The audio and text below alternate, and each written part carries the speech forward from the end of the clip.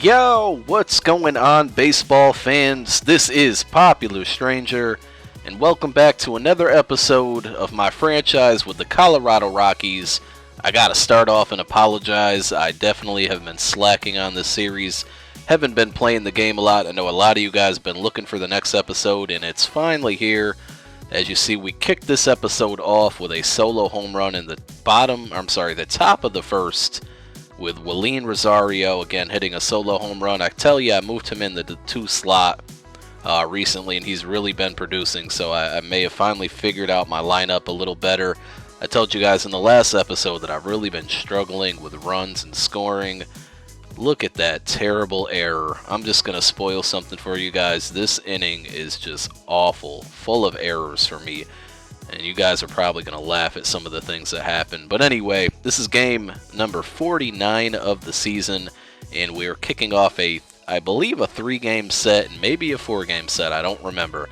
But it's a series against the San Francisco Giants, who are trailing us by, I believe, 4.5 games in the division, the NL West. And we're in San Francisco. But let's kick off and get back to where we were. I believe in the last episode it was the first game of a series against the Cubs. In the second game of that series, we won 6-4. Gave up 4 runs in the first inning, but battled back, again trailing 4-0. A 2-run home run by Alfonso Soriano got them up to the 4-0. But we scored a total of 6 runs in innings 2, 4, and 6. 14 total hits for the game. Rafael Betancourt came in and saved that game, number 16 of the season.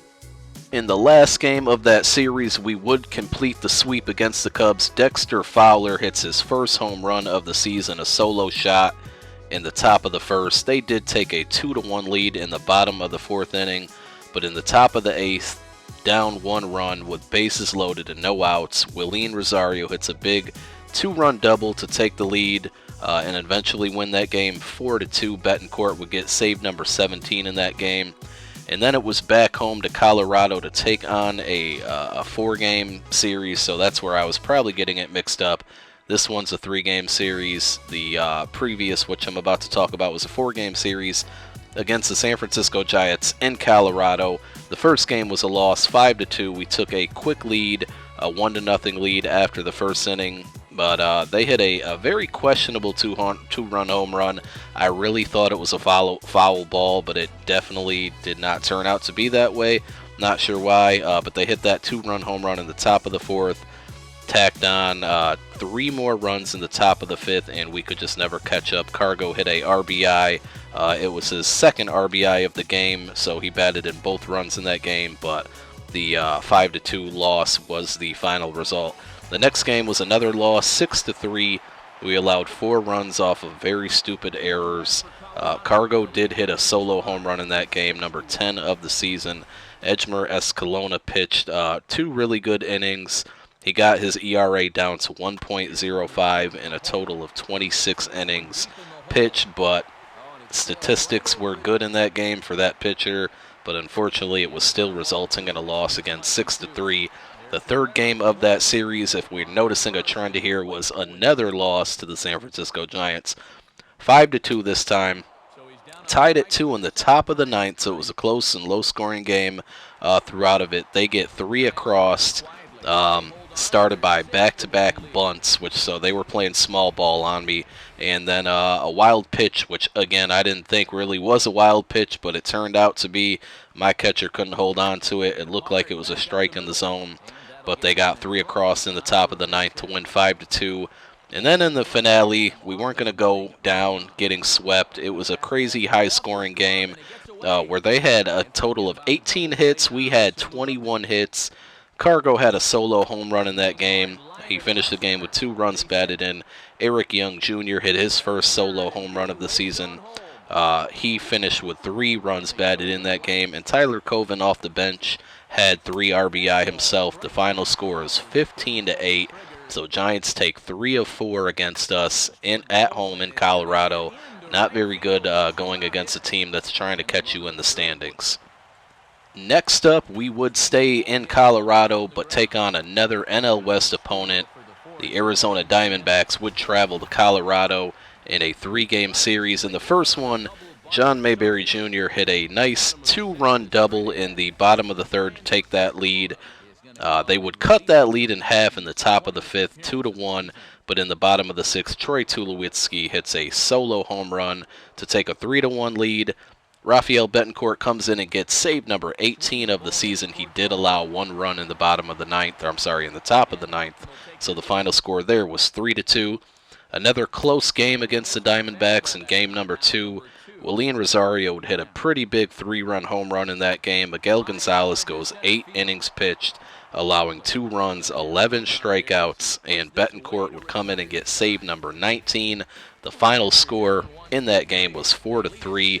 And then in the final game of that 3-game series, we beat the Diamondbacks again, so we do sweep the Diamondbacks, bouncing back after a nasty home series loss against the Giants.